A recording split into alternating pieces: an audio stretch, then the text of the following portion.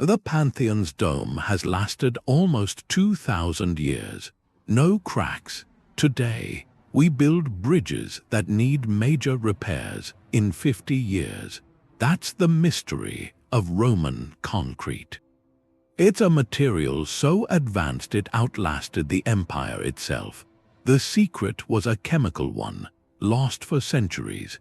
Now it's been rediscovered, and that rediscovery could change modern construction. Ancient Roman harbors had this ingredient. It let the concrete heal its own cracks in seawater.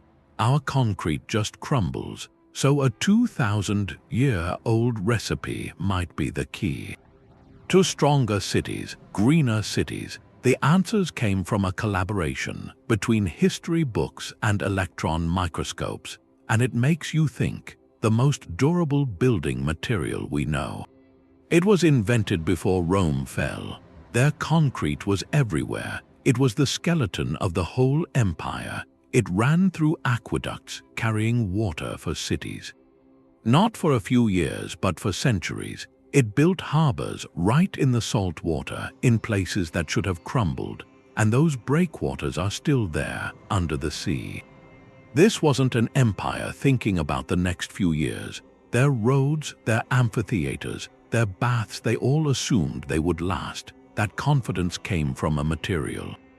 They mixed it by the ton. It was so effective it became ordinary to them, just a tool. We have their own records from architects like Vitruvius. He writes about using volcanic ash, lime, rubble. But it's just a list of ingredients. The instructions, the real method, that's missing. The chemical reaction, the thing that made it so durable, that stayed hidden. And that leaves us with a kind of puzzle. We have materials now, plastics and composites, things they couldn't imagine. But our basic concrete, it often fails. Theirs didn't, so the question changes. It's not just what they used, it's how they thought about building. They weren't just making a structure. They were growing something to last.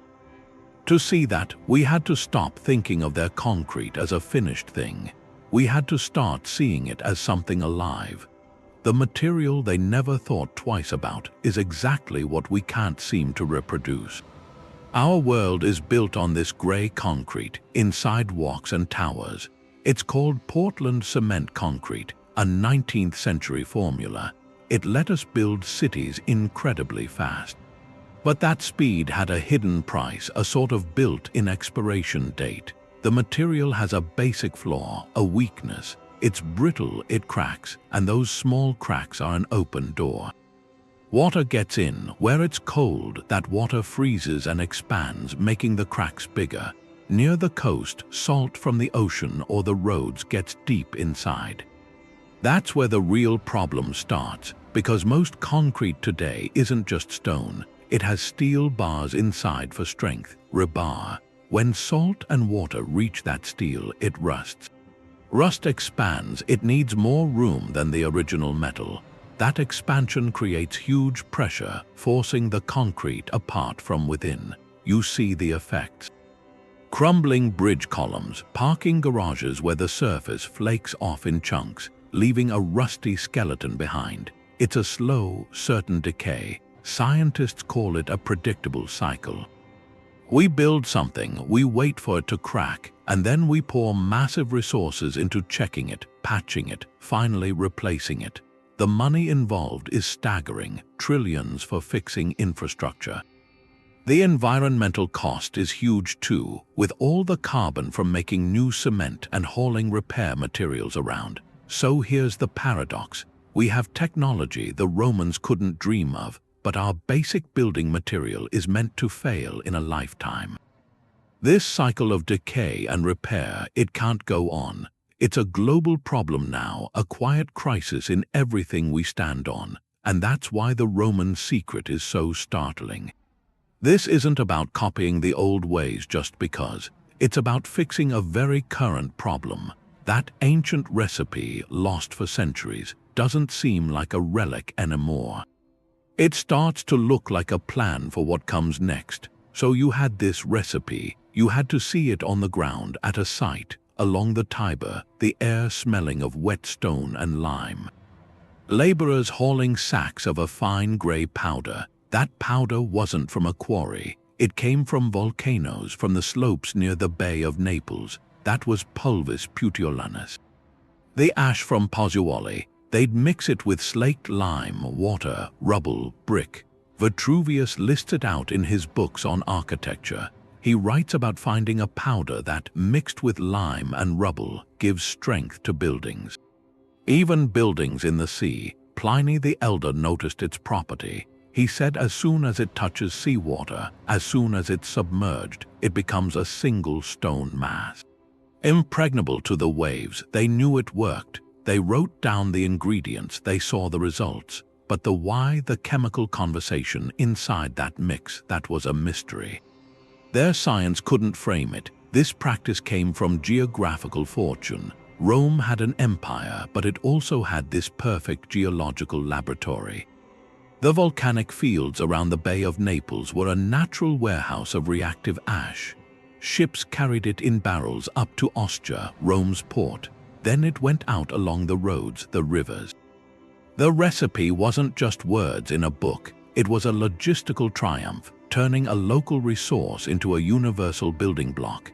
It fused craft, passed down through generations, with the specific gifts of the landscape. They had an empirical understanding, deep knowledge from trial and observation over centuries. They could tell you the best ash came from Pozzolanic, that the lime had to be properly slaked. That seawater sometimes made a better mix than fresh. What they couldn't tell you was they were engineering a self-healing material on the atomic level. Their manuals gave the map, but not an explanation of the terrain. That left a 2,000-year gap between the instruction and the understanding, a gap modern science would need to cross.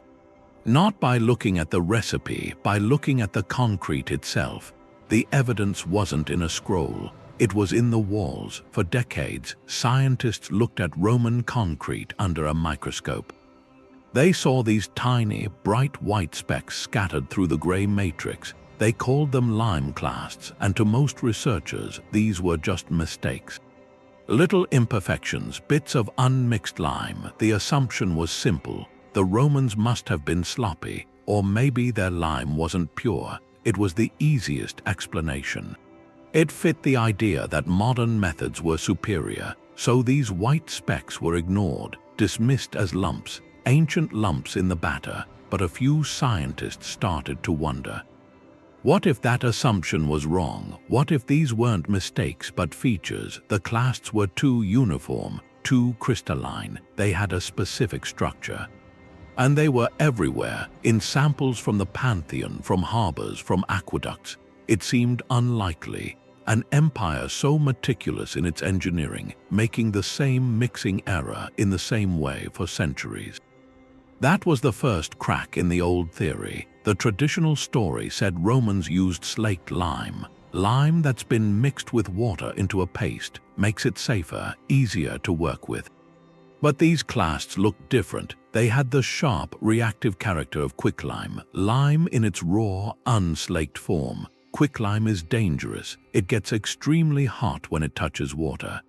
Hot enough to burn. Using it directly seemed reckless, even foolish. So why would they do it? A team from places like MIT began to treat these white specks not as flaws but as clues. They shifted the investigation. Instead of looking at the concrete as a finished, static material, they started to see it as a dynamic system. Those lime clasts weren't inert filler. They were tiny, crystalline reservoirs, pockets of potential locked inside the stone, and that idea led to a revolutionary thought. What if the concrete was designed to break? Not in a catastrophic way, but in a controlled, microscopic way. What if small cracks were part of the plan? Because when a crack forms in Roman concrete, it travels through this complex landscape. Eventually, it runs right into one of these bright white lime clasts. That's when the magic happens. The clast, exposed to moisture seeping into the crack, becomes active. It begins to dissolve. The dissolved lime travels into the crack, reacts with other materials, recrystallizes as a new, strong mineral. It literally fills the gap.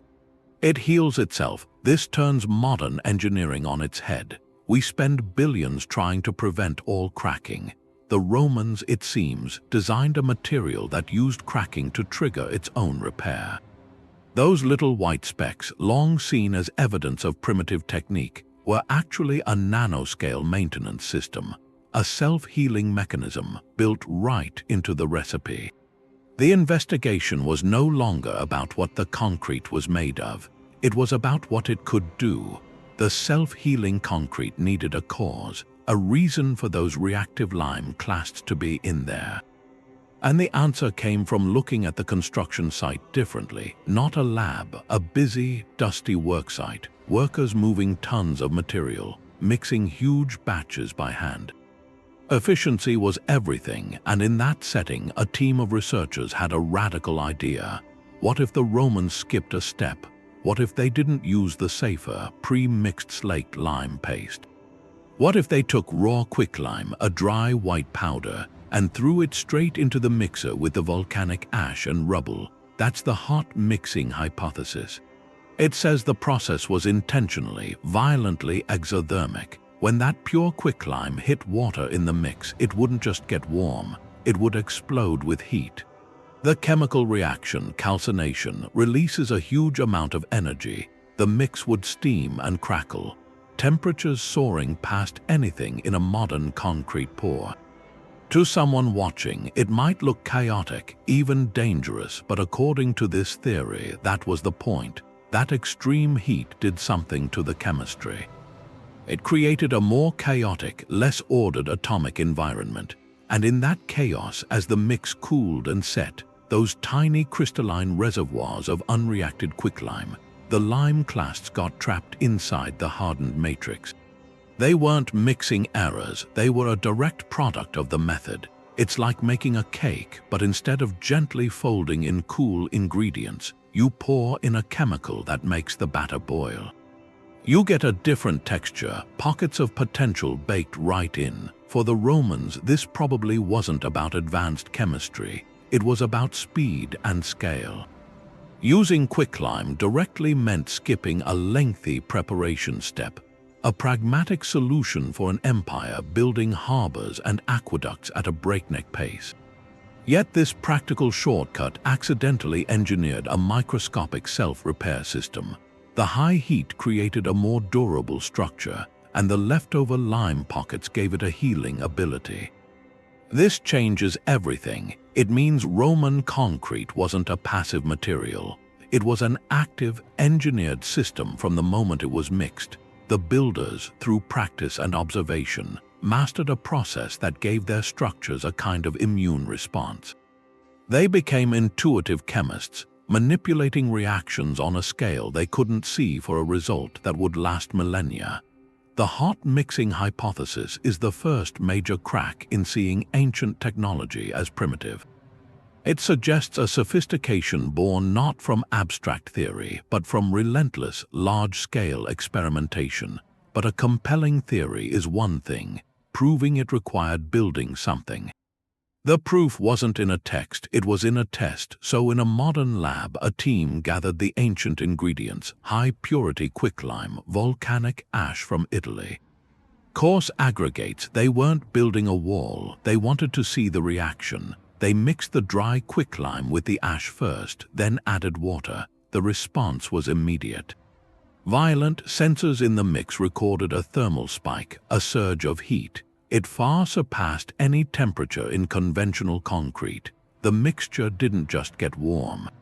It cooked itself from the inside. Steam rose. The material crackled with chemical energy, a small recreation of that Roman worksite chaos. Once it cooled and hardened, they had their samples. Small, gray cylinders of modern-made Roman concrete. Then the real investigation began. They used tools the Romans never had, a scanning electron microscope. It let them peer into the material at an incredible scale to see a landscape, and there they were, scattered throughout the matrix like tiny white islands. Lime clasts, the very features once called mistakes, perfectly recreated through hot mixing. Further analysis with X-ray diffraction identified the chemical handshake around these clasts. It showed the formation of calcium-aluminum silicate hydrate binders. That's a complex name for the glue that holds it all together. In Roman concrete, this glue forms in a specific way. An interlocking way, it creates a robust, heterogeneous structure. Think of a well-worn cobblestone path. The stones are all different shapes and sizes, but they fit together tightly. They allow for some flex, some movement without breaking apart. Now compare that to most modern concrete. Under the same powerful microscope, it looks uniform. Almost too perfect, its structure is more like a sheet of glass, very strong but also very brittle. When stress comes, it has nowhere to go, so it creates a single, catastrophic crack. The Roman material, with its varied, cobbled-together internal architecture, distributes stress along many pathways. It's inherently tougher. The lab data painted a clear picture. The extreme heat of hot mixing fundamentally altered the chemistry. It created that chaotic environment where the lime clasts could form as permanent, reactive inclusions. And it produced that stronger, more resilient binding glue. This was the turning point. The hypothesis was no longer just a story from history. It was a reproducible, measurable fact. Scientists could point to the temperature graphs, the microscopic images, the chemical spectra, and say, this is how they did it, this is why it lasts. The ancient method had been decoded, not in theory but in practice. The recipe was no longer lost, it was alive again in a lab, a tangible blueprint for what we might build next. You had concrete that didn't just take damage, it responded to it, the self-healing mechanism. That's where ancient pragmatism meets modern ore. It starts with a crack.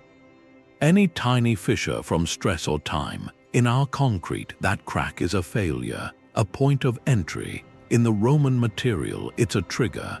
When moisture seeps into that microscopic gap, it eventually hits one of those bright white lime clasts. And you think of the clast not as a rock, but as a sealed packet, a packet of highly reactive powder. Water unlocks it. The quicklime inside begins to dissolve, and it creates a solution rich in calcium. A kind of liquid stone. That saturated fluid then travels back into the very crack that exposed it, and there, through a slow chemical process, it recrystallizes. It forms a new mineral, often calcium carbonate, which is essentially limestone. It fills the gap, it bonds with the surrounding material, it seals the breach. From the inside out, the best analogy is your own skin. You get a cut, your body doesn't just ignore it. Components in your blood react. They form a scab to protect the wound while new skin grows underneath. Roman concrete does something chemically similar. A crack forms, the material senses it through water exposure, and it delivers a healing agent to the site. It's a closed-loop repair system, engineered 2,000 years ago. This capability explains the impossible longevity. Structures like the harbor at Caesarea. Submerged in the Mediterranean, battered by salt waves, endless cycles of wet and dry, modern concrete would have dissolved in centuries. The Roman breakwaters thrived. The constant seawater infiltration, what we see as corrosive, actually provided the moisture needed to fuel this ongoing, low-level maintenance. Tiny cracks would form from the pounding, only to be sealed again by the material's own chemistry. Durability was redefined. It wasn't about being a static, impenetrable wall. It was about being a dynamic, resilient system. Durability meant regeneration. That's the paradigm shift. We've spent over a century building materials to resist change. The Romans built a material that used change to grow stronger. Their concrete wasn't fighting its environment. In a profound way, it was collaborating with it. Using water, the very element that destroys our structures, as the catalyst for its own perpetual repair. That self-healing system needed a partner, a special ingredient. Something to make the whole chemical conversation possible, and that ingredient was a specific kind of dirt, a volcanic ash from the Bay of Naples. It became so famous it got its own name. Pozzolana, that was the original brand name additive. Across the empire, if you specified Pozzolana, you meant ash from Pozzuoli. They knew it worked better than anything else. And now we know why. Under a microscope you see the secret. It's not crystalline, it's chaotic, glassy, full of silica and alumina. It's like a frozen chemical frenzy. And that disordered state is the key. It makes the particles hungry, ready to react, so you mix it with lime and water, and a slow reaction begins. The silica and alumina dissolve. They link up with calcium from the lime, and over months, years, centuries, they weave themselves into a network. Calcium silicate hydrate, that's the Pozzolanic reaction. It's the slow engine of Roman concrete strength. Modern cement gets strong fast, then degrades. This stuff keeps growing stronger. It builds itself over time. Gets more dense, more resilient. The Romans didn't have the chemical terms, but through observation they mastered the partnership, and they adapted the recipe. Pozzolana was the best, but they found substitutes. In the German Rhineland, they used a volcanic tuff called trass. In North Africa, sometimes crushed pottery. Certain desert sediments, they were resourceful, testing local earths to see what would give them that vital reaction. That adaptability shows their knowledge was deep. They understood the principle. You needed a reactive silica source to marry with the lime. Where you found it was logistics. This empirical mastery gave their empire a foundation. It let them build harbors in Gaul with local materials, aqueducts in Anatolia with regional rock. Every project started with a question: what does the earth here offer? And how can we make it bind? Today, we're relearning that with a modern twist. Scientists see the Pozzolanic reaction as a blueprint for green construction. Instead of new volcanic ash, they test industrial byproducts, fly ash from coal plants, slag from steel production. These have a similar, reactive, glassy structure. You can mix them with lime to make a modern Pozzolanic cement. It needs less energy to produce, and it actually absorbs carbon dioxide as it cures, so the ancient recipe points to a future where our strongest materials come not from quarries but from our waste streams. The Roman insight was to use what the earth gave them reactively. Our challenge is to use what we leave behind. Just as wisely, the story goes deeper down to the molecules. Inside the Roman concrete, under those microscopes, they found something: tiny crystals. Intricate ones. They identified two key players. One is a mineral called aluminous tobamorite. That's a mouthful, but it acts like a super strong crystalline scaffold. The second is a plate-like crystal, flat and interlocking. These aren't just random bits, they're the secret to the toughness. They grow slowly, over decades, over centuries, inside the concrete itself. A product of that ongoing conversation, the lime, the ash, the water. These crystals form a dense network, interlocking. They act like a natural, nanoscale version of rebar. Think of the steel bars we put in modern concrete, but instead of metal rods, it's trillions of microscopic, interlocking crystals. They reinforce from the inside, making it incredibly resistant to cracking. When stress comes, this crystalline matrix distributes the force. It bends a little rather than snapping. Now compare that to the binding glue in most modern concrete. It's called calcium silicate hydrate, CSH for short. In our mixes, it usually forms as a more amorphous, gel-like substance. It's strong, but it lacks that intricate, reinforcing crystalline backbone. It's more like a uniform paste holding the gravel together. Under stress, it behaves more like glass. Very hard, but also very brittle. The Roman material, with its slow-growing crystals, is different. It's more like bone or antler, a complex internal architecture. That gives it both strength and a degree of flexibility. The discovery of tobermorite was a major clue, because in nature, this mineral doesn't just form at room temperature. It's typically from high-temperature processes like in hydrothermal vents. Finding it in the concrete was a chemical fingerprint. It pointed directly to the conditions of its creation. The intense, sustained heat of the hot mixing process, that thermal spike from the quicklime didn't just create lime clasts. It set the stage for these rare, ultra-strong minerals to crystallize over the long life of the structure.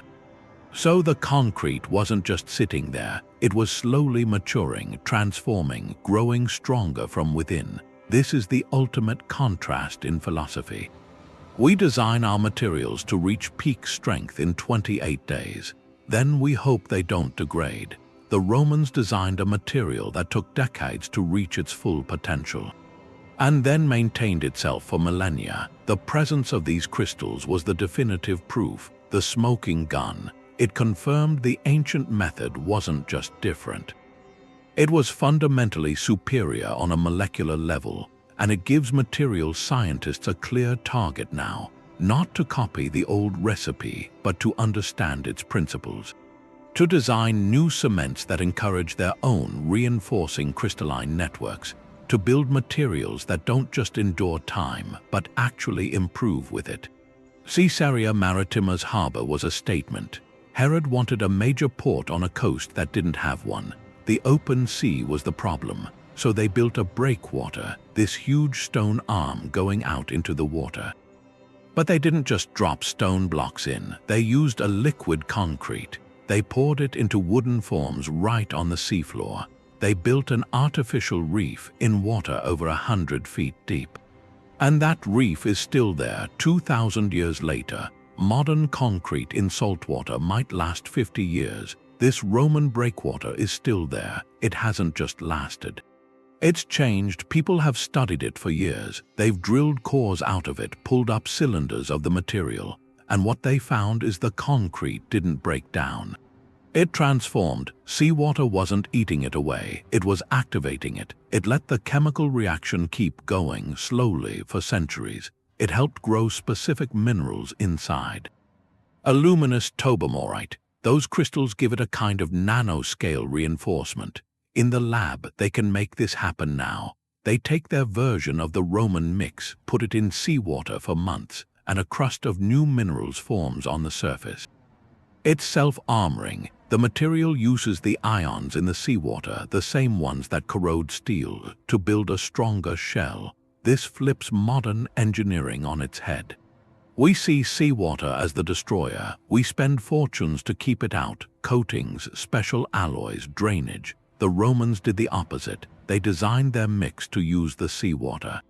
The chloride, the sulfate, all those damaging ions were just more ingredients for them.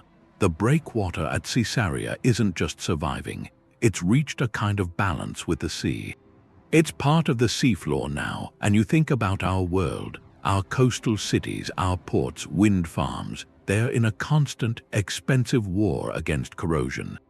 The maintenance costs are huge, the environmental toll from all that repair work. Caesarea shows a different way, collaboration, not conflict. What if we could make marine concrete that got stronger from the ocean? What if piers and seawalls fortified themselves over time, using the sea's own chemistry? This isn't a theory, it's there on the seabed. Caesarea takes it out of the lab. It's proof the Roman method worked on a massive scale. The harbor silted up, it was abandoned, but its foundation, that concrete skeleton, is still there. It's a testament to a different idea of durability, not a fight against nature, a long, slow partnership. Our strength had a modern cost, though. We use Portland cement, which we invented in the 19th century. To make it, you take limestone and heat it in a kiln. You heat it past 1400 degrees Celsius. That process is called calcination. It drives carbon dioxide out of the stone. So for every ton of cement you make, you release nearly a ton of carbon dioxide into the air. And then you have to add the energy for that heat, which usually comes from burning fossil fuels. The numbers get huge. cement production is responsible for about 8% of all global carbon dioxide emissions. That's more than the entire aviation industry. It's a massive footprint. It's the quiet cost of our landscape. Just think of the scale. Every new building, every bridge, every mile of sidewalk starts with this process. We're baking our infrastructure. The emissions are baked into the formula. It's a linear system, high heat, high energy, high carbon output. And because our concrete often fails in just decades, we repeat the cycle. We demolish, we produce more cement, we rebuild. The environmental debt just keeps compounding. So the Roman investigation stops being just a historical curiosity. It becomes an urgent mission. Their method suggests a different path. Their hot mixing process was exothermic. It created its own intense heat from the chemical reaction of quicklime and water. It was still hot, but it operated at a lower overall energy input than our sustained industrial kilns. And more importantly, the Roman formula relied heavily on volcanic ash or other reactive materials. Those aren't processed with the same carbon-intensive calcination. The lime they used was a smaller part of the overall mix. Research into modern versions of these recipes, using industrial byproducts like fly ash, points to a dramatic reduction in carbon footprint. Some formulations could cut emissions by half or more. The principle is powerful. Instead of a process that only takes, you can design one that also gives back. Some of these alternative cements can actually absorb carbon dioxide from the air as they slowly cure. They turn from a carbon source into a carbon sink. So the quest isn't just for a material that lasts 2,000 years. It's for a material we can afford to make on a planetary scale for the next 100. That environmental imperative adds a profound weight to the historical puzzle. This isn't about replicating the past for its own sake. It's about learning a forgotten language. A language of efficiency and resilience. The ancient world might have held a secret, not just to building things that last, but to building them in a way that lets our world last alongside them. The goal becomes clear: to construct a future where our foundations are both durable and gentle, leaving a legacy of stone, not smoke. The blueprint for a new concrete is being written in a lab. Scientists are blending ancient principles with modern materials. They start with industrial byproducts: fly ash from coal plants, slag from steel mills. These aren't just fillers. Under a microscope, they share a trait with Roman Pozzolana, a glassy, disordered atomic structure. They're chemically hungry. The idea is to activate them, not with the intense heat of a kiln, but with a lime-based process. You take this waste powder, mix it with a smaller amount of lime, add water, and the Pozzolanic reaction begins. It's a slower, cooler chemistry. The result is a binder just as strong as Portland cement, but with a radically smaller carbon footprint. Some mixes could cut emissions by 70% or more. And because the reaction continues for years, the material absorbs carbon dioxide from the air as it cures, turning a pollution source into a carbon sink. This is the first practical translation, taking the historical insight and giving it a modern ingredient list. The goal isn't to pour exact Roman concrete. It's to engineer a material that captures its genius, durability through chemistry, not just mass. But bringing a 2,000-year-old recipe to a modern site is a challenge. Experts point to the hurdles. Modern building codes are written around Portland cement. Its predictable, fast-curing properties. Inspectors need to know a bridge deck will reach a specific strength in 28 days.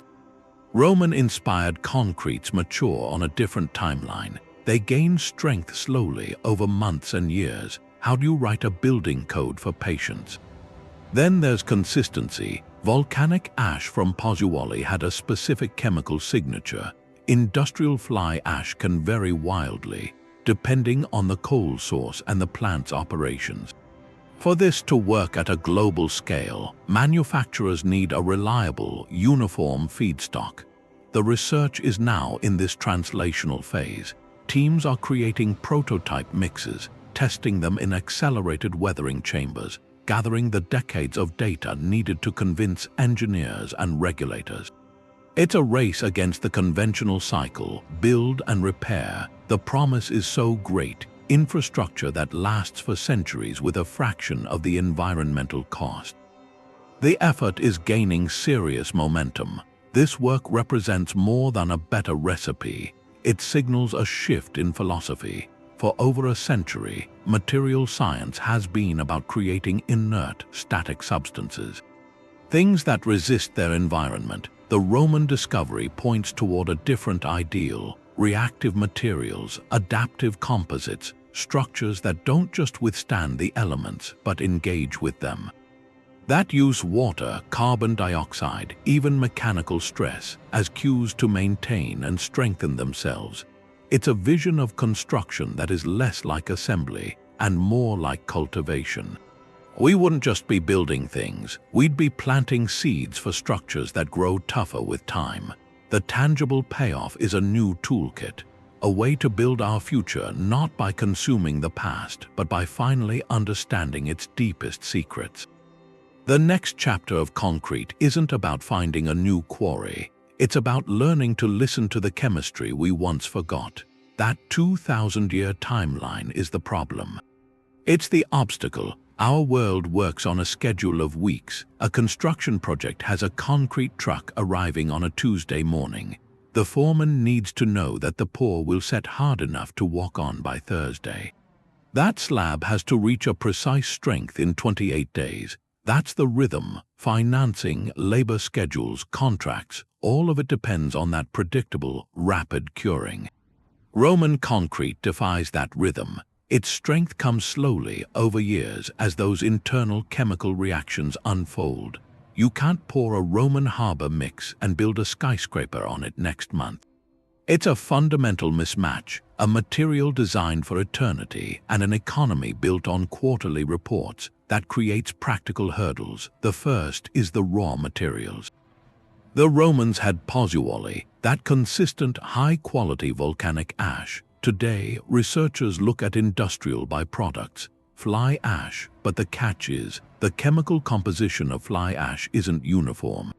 It depends on the coal burned, the temperature, the collection method. For a modern engineer, that variability is a nightmare. You can't sign off on a bridge design if the key ingredient might change from one delivery to the next. Standardization is non-negotiable for safety, for liability. So the first challenge is creating a reliable, consistent feedstock for a global industry. New supply chains, rigorous quality controls for what was once just waste. Then there's testing.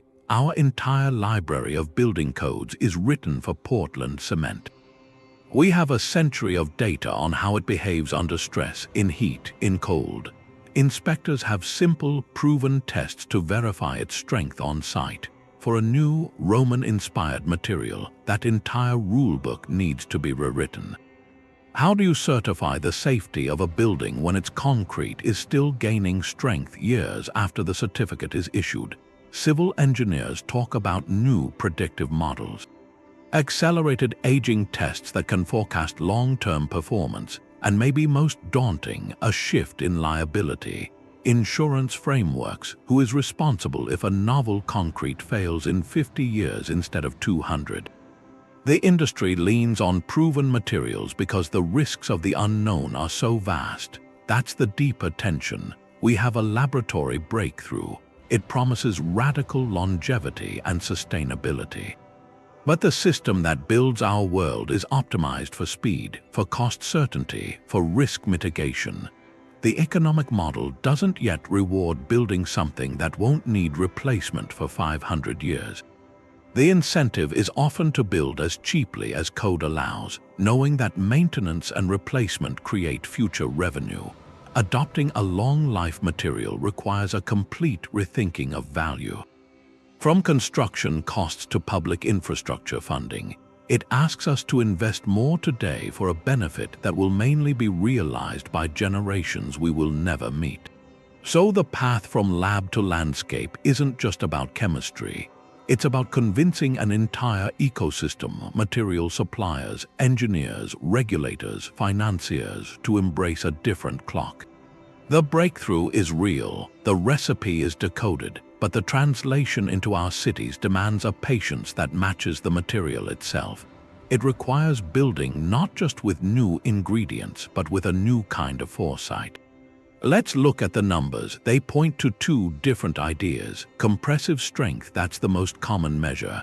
How much load before it crushes? Modern high-performance concrete is the champion here.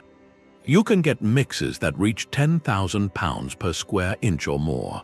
Roman concrete usually tests between 2,000 and 4,000.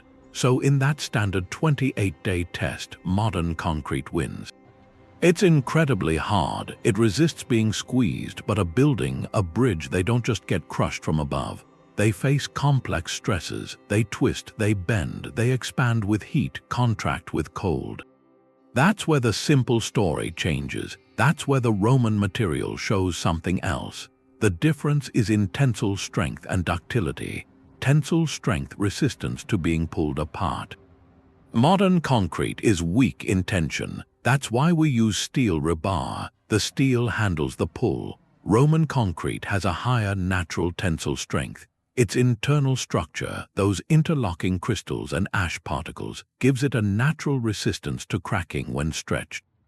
Then there's ductility, the ability to deform slightly without breaking. Think of a tree branch bending versus a glass rod snapping. Modern concrete is like the glass rod. Stiff, brittle, Roman concrete has more ductility. It can absorb energy, redistribute stress through its matrix, tolerate small movements. That comes from its Pozzolanic binder, those tobamorite crystals. They create a tougher, fibrous network inside. Then you get to long-term durability. Engineers track two behaviors, creep and shrinkage. Shrinkage is volume reduction as concrete dries. Modern concrete shrinks a lot. That creates internal tension and leads to cracks. Roman concrete has minimal shrinkage. Its chemistry holds moisture differently. The ongoing Pozzolanic reaction fills microscopic voids over time. Creep is slow, permanent deformation under a constant load. In a modern column, excessive creep can cause dangerous sagging over decades.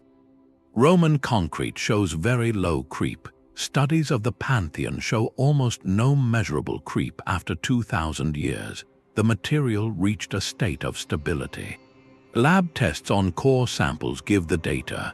When you subject a Roman sample to cyclic loading simulating waves or seismic tremors, it performs well. It develops micro cracks, but those cracks are bridged and sealed by its self-healing chemistry. Its fracture toughness, its resistance to crack propagation, is exceptionally high. A modern high-strength sample might hold a higher initial load, but once a crack starts, it spreads quickly, catastrophically. The Roman sample absorbs the energy, diffuses it, often heals the damage. So the quantitative conclusion is this: modern concrete is optimized for short-term, peak strength. Roman concrete was optimized for long-term, resilient performance. It trades some initial hardness for a superior ability to endure the unpredictable, grinding stresses of time. This moves us past romantic ideas of ancient wisdom. It gives engineers new benchmarks. Real superiority in concrete isn't just about how much weight it holds on day 28. It's about how it bears the weight of centuries. For the Romans, time wasn't something that destroyed a building. It was part of the material. It was in the recipe. Their concrete wasn't meant to be finished when it was poured. It was meant to start changing. The Pozzolanic reaction, the growth of tobamorite crystals, the way it heals itself, that's not a finished object. That's a system that's still alive. The concrete kept talking to the world chemically long after the builders were gone. It kept maturing, adapting.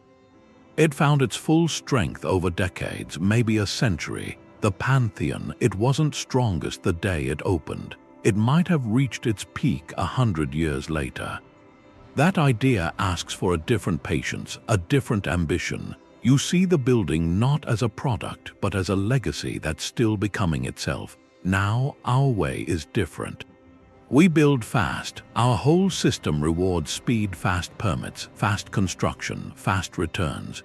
We cheer when a project finishes early. The materials are made to cure quickly, to get strong in 28 days so we can move on.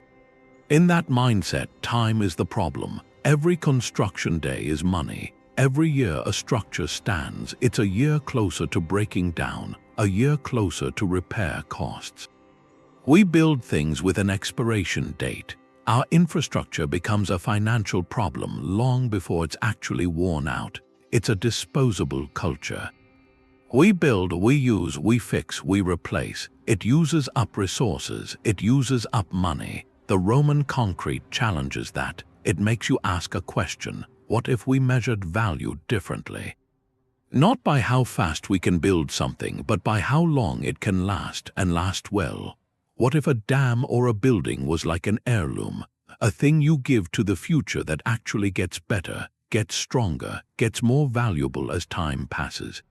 That changes what success means. Success isn't just budget and schedule. It's making something that lifts a burden from the people who come next. It's engineering that pays forward. To make time an ally means designing for change, for evolution. It means picking materials that work with the weather, that use rainwater, seawater, as part of getting stronger over the long term. It means writing rules that reward a building for lasting centuries with little upkeep, not just for being cheap at the start. It means investors seeing a 500-year life as the most efficient choice you can make. So the lesson from the old concrete isn't just a better recipe, it's a different way of thinking. It says the most sustainable, the most economical, the most elegant answer might be the one that isn't designed to be complete. But to start a very, very long conversation with time, the evidence was trapped inside the stone, completely hidden. To see it, you'd need a kind of light that just didn't exist back then. So the investigation had to move. It went from construction sites to a different kind of place entirely. A synchrotron. Think of a huge circular building like a stadium. Inside, electrons are pushed to almost the speed of light. And as they race around this ring, they give off these incredibly intense beams of X-ray light. It's not a light you can see, it's a tool. Researchers take a tiny core sample, a slender cylinder drilled from a 2,000-year-old harbor wall. They put it in the path of that synchrotron beam. What happens then is like making a map. The beam scans across the sample, and by seeing how the X-rays get absorbed or scattered, it shows you exactly where different atoms are. Calcium, silicon, aluminum. The beam paints a picture, but of chemistry, not color. It shows in perfect detail where those bright white lime clasts are sitting inside the gray ash. It maps the intricate borders where the clasts meet the binder. This is non-destructive. The sample isn't ground up. It's questioned with light and left whole. At the same time, another technique works like a detective, micro-Raman spectroscopy. It uses a laser beam thinner than a hair, aimed at one single spot on the sample. The laser light interacts with the molecular bonds, and the light that scatters back carries a unique fingerprint, a vibrational signature. It's like a chemical barcode. It can tell you for sure that a specific crystal in that spot is a luminous tobermorite, or that a mineral is calcium carbonate from a crack that healed. You can point the laser at a lime clast, then at the material right next to it, and read the chemical conversation between them. You can see the gradient, the diffusion of elements, the products of that ancient hot mix reaction, just frozen there. These tools gave the proof. The synchrotron maps showed the lime clasts weren't random impurities. They had sharp, distinct boundaries, a shape that fit with being thrown into a hot, reactive mix. The micro-Raman analysis confirmed the key crystals, tobermorite, growing in the spaces between the clasts and the ash. This was the forensic evidence. It linked the microscopic structure directly to the proposed process. The hot mixing idea wasn't just a story anymore. It was a chemical fact, read from the material itself. This work is a collaboration. Historians gave the context, the sites, the questions from the texts. Archaeologists extracted the samples carefully. Materials scientists brought the tools to decode them at the atomic scale. It's each field speaking a different language, but together they translated a secret held for 2,000 years, and the impact spreads. The methods developed to solve this old riddle, these non-destructive probing techniques, they're now blueprints for studying other historical materials. Faded inks on parchment, corrosion on bronze, glazes on pottery. We learn how to look without touching, to see without destroying. By solving a puzzle about the past, we pioneer new ways to see it. And we build a brighter light for all the mysteries still waiting in the dark. That new perspective needs a different kind of math. The starting price for Roman-style concrete would be higher. You have to source special reactive materials, maybe volcanic ash or processed industrial waste. You have to set up new supply lines. You have to train crews in a different mixing method. All of that adds cost upfront, so a cubic meter of this advanced material costs more than the conventional kind. That's the first number a contractor sees. That's the line in the budget, and in construction, bids are won on the slimmest margins. That higher initial number can stop a project. The whole traditional model is built on minimizing that first cost. Build it for the lowest price, that creates a powerful inertia. Why pay more now for a benefit that won't appear for 50 years? The answer is in a different calculation. It's called whole life cost. You don't just look at the price to build something. You add up every cost over its entire life. The construction, yes, but also the decades of inspections. The patches and repairs, the eventual major refurbishment, and finally the demolition, the disposal. When you run those numbers for a modern concrete bridge in a harsh environment, it's startling. The initial construction might be only 20–30% of the total lifetime cost. The other 70–80% is spent just keeping it standing.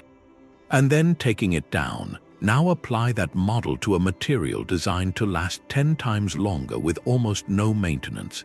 The graph changes. The initial cost bar goes up a little. But the massive, recurring bars for maintenance and repair over the next century, they nearly disappear. Over a 200-year timeline, the Roman-inspired option becomes cheaper. By a wide margin, it's an investment, not an expense. That economic logic could reshape markets. Demand for ordinary Portland cement could fall. Markets for high-quality Pozzolanic materials would surge. Certain fly ashes, natural volcanic products, aggregate suppliers might shift toward what works best in these reactive mixes. The big opportunity is turning industrial waste into a commodity. Mountains of slag and ash, a liability for power plants and steel mills. They could become the foundation for a new, circular construction economy. This transition would cause disruption. Traditional cement producers face pressure to adapt. Construction firms need new expertise. But for forward-thinking companies, it opens a frontier. Imagine a firm not just building a seawall, but offering a 200-year performance guarantee. With minimal maintenance, that's a powerful selling point for cities thinking about climate resilience, fiscal responsibility. The real hurdle is a mismatch between who pays and who benefits. A city council on a 4-year election cycle struggles to justify a larger upfront spend for savings that will go to their successors decades later. The economic argument requires a leap of faith. It needs a framework that rewards long-term stewardship. Some economists propose intergenerational bonds. New accounting standards that treat durable infrastructure as an appreciating asset on the public balance sheet. The debate is about value. Are we buying the cheapest solution today? Or are we investing in a gift for the future? The concrete of the Romans asks us to choose the longer arc, to build not for our term of office, but for the timeless dialogue. Between what we create and the enduring world, this discovery does more than give us a better recipe. It means we have to rewrite a chapter of history. For so long, the story of Rome was about legions and emperors, political conquest, monumental architecture. We saw the scale, the ambition, the power. But we missed a quieter genius, their material science. This wasn't about conquering nature with force. It was about collaborating with it through observation. They achieved something through generations of tinkering that our own scientific theory couldn't explain, not until we had tools they couldn't imagine. That fact brings a kind of humility. Modern engineering prides itself on computational models, precise chemistry, global reach, and yet for centuries we were building with a material that was fundamentally less resilient. Less resilient than one perfected 2,000 years ago. It's a reminder, advanced solutions aren't always in the next breakthrough. Sometimes they're waiting in the past. Encoded in stones we walk past but never see, this reappraisal is essential. It connects the concrete to the civilization. Their durability wasn't just a physical property. It was a cultural value embedded in the material. They built for the long duration because they believed their civilization would endure, and in a way, it has. The Pantheon still shelters a community. Roman roads still outline the map of Europe. Their harbors still shape coastlines. The material outlived the empire's politics.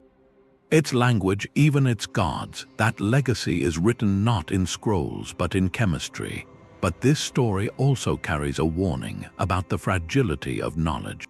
A formula so central, so transformative, that it literally held the empire together was lost. It vanished in the turbulent centuries after Rome's collapse. The intricate chain of practical knowledge, the specific mix, the hot mixing technique, the sourcing, it fractured and faded. For over 1,000 years, that secret slept in the walls. While builders struggled to replicate it, the loss shows how technology isn't just information. It's a living culture. It needs practitioners, supply chains, sustained demand. When that ecosystem dissolves, even the most brilliant innovation can slip back into the earth. That gives the technical discussion a human dimension. We're not just recovering a chemical process, we're recovering a mindset, a way of thinking about our place in time, our responsibility to the future. This concrete asks us questions about our own technological stewardship. What essential knowledge do we possess today that is fragile? What are we building that will truly last? And what might we, in our focus on speed and efficiency, be forgetting how to do? The lesson from these ancient walls is about more than calcium and silica. It's about the care we embed in our world, and the hope that what we make might someday speak wisely to those who come long after us. Roman concrete isn't a one-off thing. It fits into this category of ancient achievement. Damascus steel blades from the Middle East, they had this legendary sharpness, a watery pattern on the surface. The way they were made, it disappeared. The trade routes faded, the specific ores were gone. For centuries, people tried to recreate that balance, that flexibility and edge, and they couldn't. Then Greek fire, the Byzantine Empire's secret weapon, a liquid flame that stuck to ships, burned on water. The exact recipe was a state secret, guarded so closely it was lost. Modern chemists have ideas, maybe a petroleum mix with quicklime or saltpeter, but the true formula is still a puzzle. In each case, the pattern is similar. Artisans using the materials around them, through generations of trial and observation, they got a result that seemed to outpace their era's understanding. They were operating at the edge of what was known empirically. They knew that it worked long before anyone could say why. Their mastery was in the doing. And when that chain of practice broke from war, collapse, losing a resource, the knowledge didn't just sleep, it evaporated. What was left was a technological ghost. Something later generations could see in artifacts, in records, but couldn't reproduce with their own science, even though it was more advanced in other ways. This search for lost materials, it's a theme in science itself. It introduces a kind of humility. Our modern tools give us analytical power, but not the intuitive, hands-on wisdom that came from centuries of working directly with natural materials. Trying to decode Damascus steel drove the development of modern metallography. The mystery of Greek fire pushed historians and chemists to reconstruct ancient recipes. And now Roman concrete is changing sustainable cement research. In a way, these ancient problems become perfect puzzles for modern labs. They give a clear goal, replicate a performance we can measure from a recipe we have to figure out. This puts the concrete story into a bigger human narrative. It's not about one material. It's about a cycle: ingenuity, loss, rediscovery. Our ancestors weren't primitive. They were brilliant experimenters within their own environmental and chemical playgrounds. They got results that, from our distance, can look almost magical. Until we take them apart with electron microscopes and synchrotron light. Then the magic changes into something else, maybe more meaningful, a testament to persistent curiosity. It shows that progress isn't always a straight line forward. Sometimes, to move ahead, you have to look back, to recover a piece of wisdom that was waiting in the stones and the steel, asking us to learn its language again. The story moved out of academic journals and into the public space. You can go to museums now, all over the world, and they'll have exhibits where you can actually touch a piece of 2,000-year-old concrete. You can feel it, and the surface is still solid. There are major documentary series that have done episodes on the chemical detective work, with these visuals showing synchrotron light probing the ancient lime Clast. This public interest, it didn't happen by accident. Research teams at places like MIT and Harvard and institutes across Europe, they've made a real effort to translate their complex findings.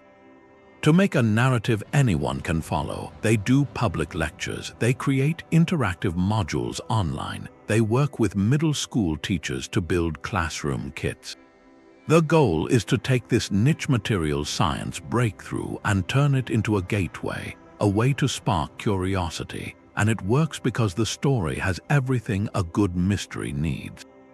A lost secret, a puzzle that lasted for ages, and then a eureka, a moment powered by the latest tools. This outreach is shifting how we talk about the STEM fields: science, technology, engineering, and math. A lot of the time, students see these subjects as abstract, as only being about future tech, like quantum computing or Mars rovers. But the concrete story shows that STEM is also a tool for archaeology. For history, for understanding the human journey itself. It makes the science tangible.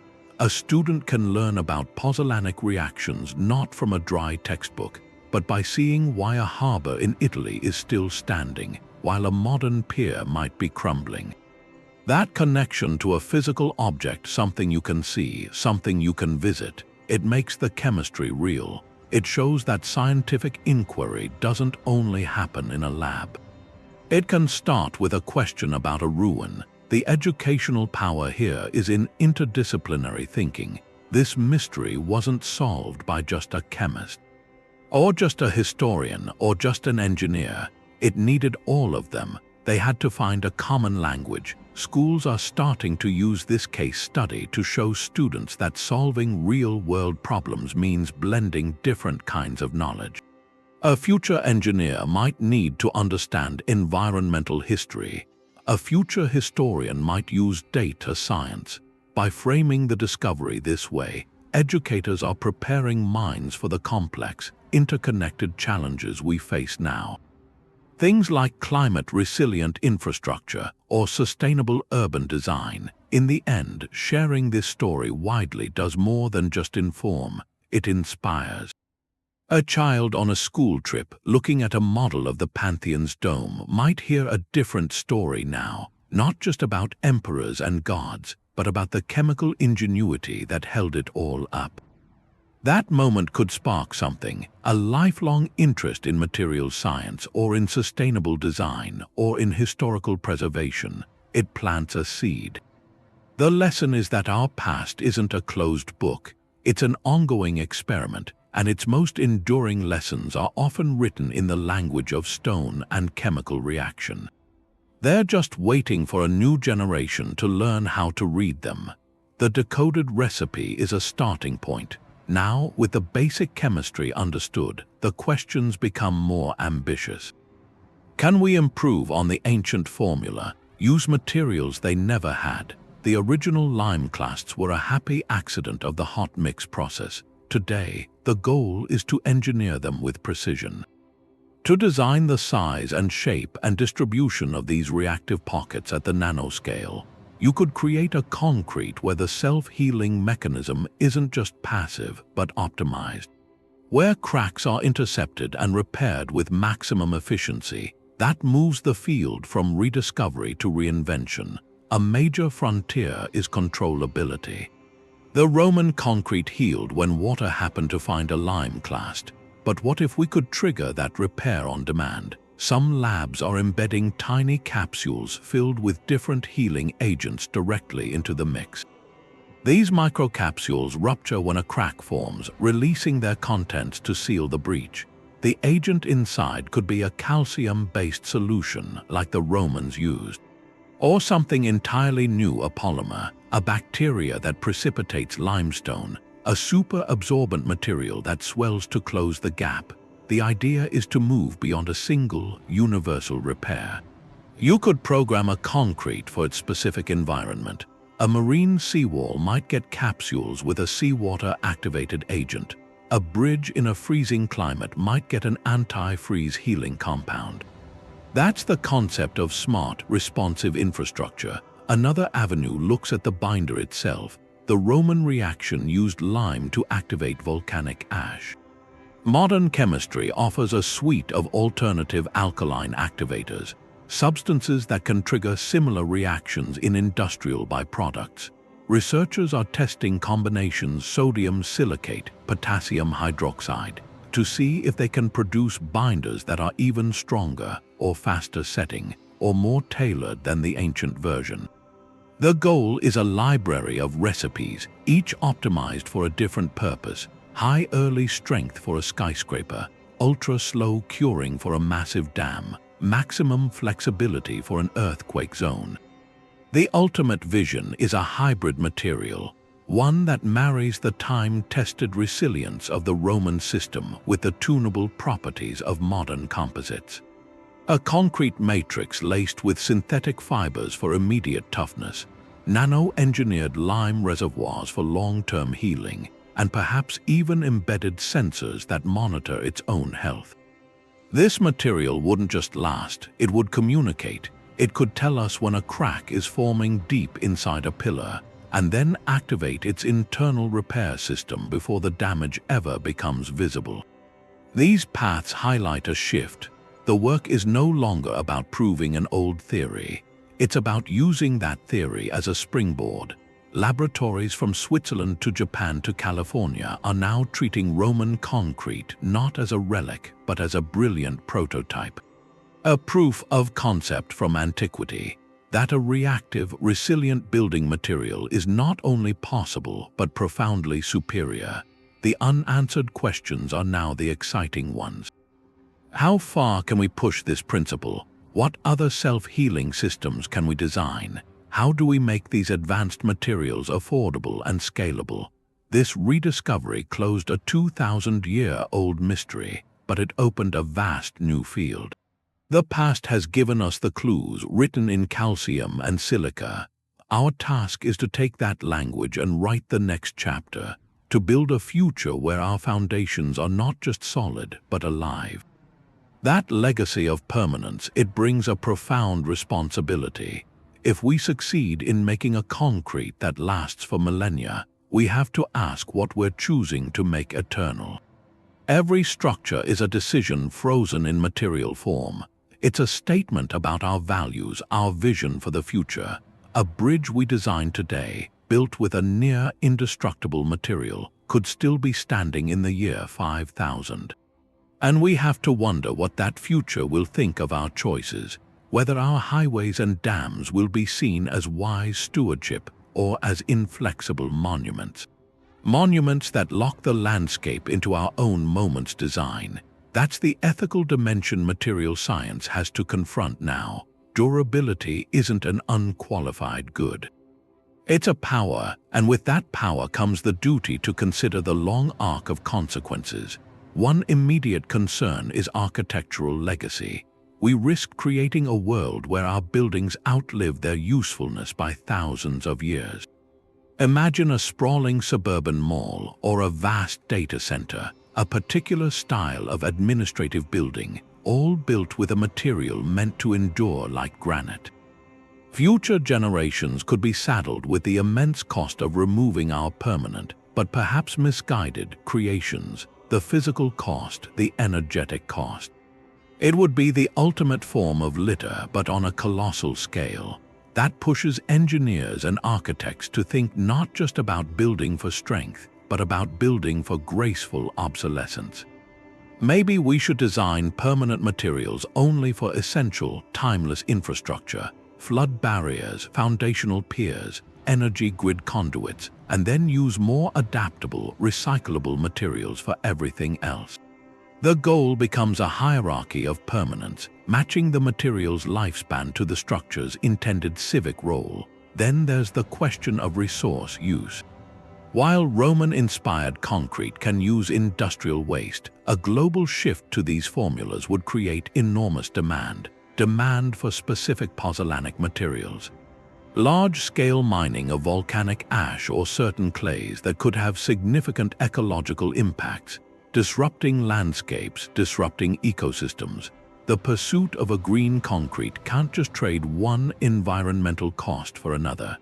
It needs a circular model where the primary ingredients are truly waste streams from other industries, or where structures at their end of life are systematically crushed and reused.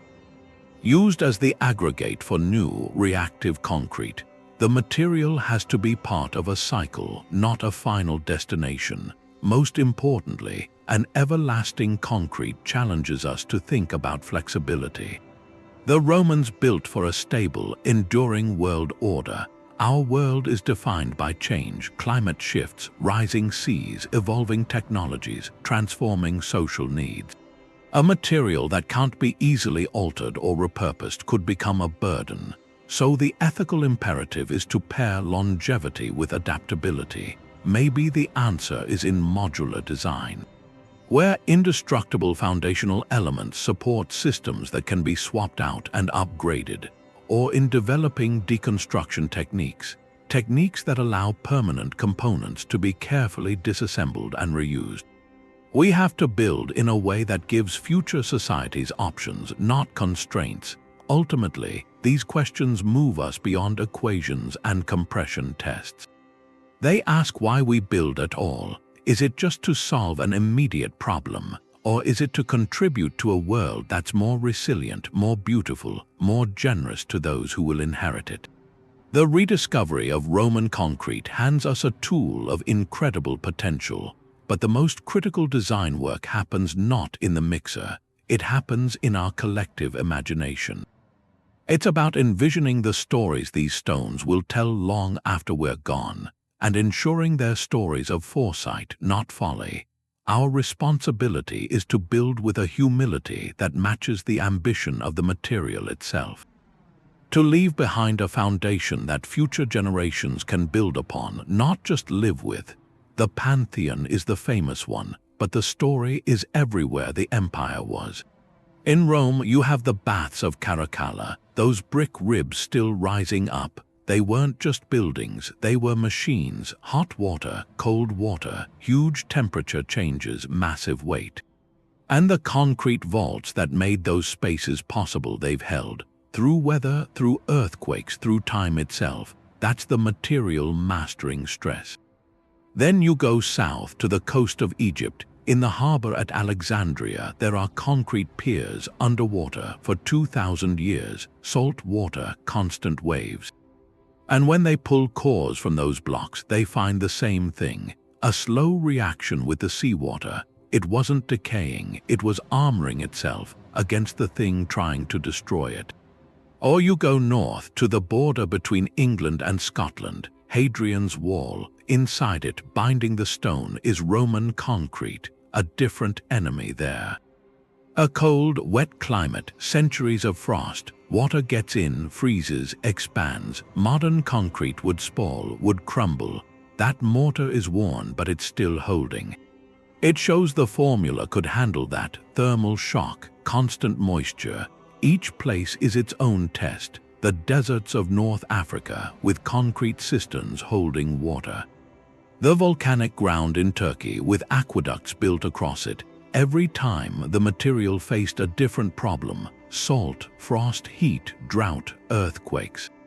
And every time the chemistry answered the same way: adapt, endure, integrate. These aren't just ruins, they're data. Each one is an open-air lab, and the experiment's been running for 2,000 years. We're only now walking in to check the results. They prove the Roman recipe wasn't one rigid formula. It was a principle that worked from the Syrian desert to the rainy highlands of Britain. That's the Catalogue: survival everywhere. It wasn't a lucky accident in one perfect spot. It was a technology, repeatable, scalable, across an entire empire. That universality is why the rediscovery matters now. If it worked everywhere for them, the principles can work everywhere for us. These monuments are more than history. They're a library, a living library of resilience, written in lime and ash, and we're just starting to understand the language. It started with a historian reading Pliny the Elder. A description of a powder that hardened in seawater. That text was a clue, but it was written in the language of observation, not chemistry. To decode it, you needed a different kind of scholar. A materials scientist could look at that same passage and ask a new question. What specific mineral formation was Pliny describing? This is where the walls began to crumble. Classicists provided the context. They pointed to where the concrete was used, how the Romans wrote about it. Then chemists and engineers took those leads into the lab. They used tools Pliny could never have imagined: scanning electron microscopes, X-ray diffraction machines. The historian's question guided where to look. The scientists' tools revealed what was there. Specific teams became models. Researchers from MIT and Harvard worked with archaeologists from Italy and Switzerland. An archaeologist would extract a core sample from the Roman harbor at Portus, document its context. That sample would travel to a materials lab, be placed in the path of a synchrotron beam. The resulting data was a map of elemental distributions, a language the historian couldn't read alone, so the materials scientist translated it, pointing out the lime clasts. Their relationship to the ash matrix. Together, they could re-examine Vitruvius's architectural manual. A line about mixing wasn't just a practical note anymore. It was a recipe for creating those specific reactive lime inclusions. The lab result gave the historical text a new meaning. The text validated the lab hypothesis. It was a continuous loop. This synergy is a powerful blueprint. The most stubborn puzzles, the ones that linger for millennia, often exist in the gaps between fields. No single discipline held the key to Roman concrete. The secret was trapped in the space between the humanities and the hard sciences. By building a bridge of shared curiosity, researchers created a new vantage point. From there, the answer came into view. This method of inquiry is perhaps the most lasting legacy. It shows that to understand our deepest past, we must combine ways of knowing. Let poetry inform physics. Let ancient accounts guide modern analysis. The success offers a model for other challenges. The mystery of Damascus steel. The composition of Greek fire. These aren't just historical curiosities. They're material puzzles that could inform modern metallurgy or chemistry. Solving them likely requires the same approach. A linguist deciphering a medieval recipe, a geochemist analyzing ore sources, a physicist modeling thermal dynamics. When these perspectives converge, lost knowledge can be reborn. The story of Roman concrete is a testament to collaboration. It proves that by speaking across the divides of time and specialty, we can recover not just recipes but wisdom. And in doing so, we build a foundation for discovery as resilient as the material itself. The Pantheon's dome isn't silent anymore, it's a conversation. A chemical one, a slow one. It started when they laid the last bit of mortar, and it's been going on for 2,000 years. We've traced that conversation. From old texts to the light of a synchrotron, from volcanoes to labs, we learned its language. It talks about hot mixing, about reactive lime clasts, about a material that wasn't meant to fight time, but to work with it. That changes how you see the place. It's not just an engineering ambition, it's a chemical genius. A sophisticated understanding of materials, one that was lost, and now it's been found. This rediscovery does something. It challenges a modern assumption. We think newer is better, that our technology with computers and models must be ahead of everything from the past. But here, a material perfected 2,000 years ago outperforms our own. In longevity, in resilience, it makes you reconsider the direction of knowledge. Progress isn't always a straight line forward. Sometimes to advance, you have to look back. To recover wisdom that was just waiting in the stones, waiting for the right key. That key was a partnership between the curiosity of historians and the precision of material scientists. It shows you that the stubborn puzzles are often in the gaps between disciplines. Build bridges between them, and you can recover more than recipes. You recover philosophies of building. The Roman insight was to create a dynamic system, not a static object, a material that uses the elements water, seawater, not as enemies but as partners in its own repair. That offers a path, a clear one, a path toward construction that's more durable and more sustainable. Imagine harbors that strengthen with the ocean's touch. Bridges that heal their own tiny fractures. City foundations designed to last for centuries, not decades. So standing under that uncracked dome, the lesson is clear. The most advanced solutions aren't always on the next frontier. Sometimes they're hidden in plain sight, in the legacy of those who came before, written in the quiet language of lime and ash. In the patient hand of time, it's a reminder to listen to the past. In its enduring whispers, you might find the blueprint for a better, more resilient future.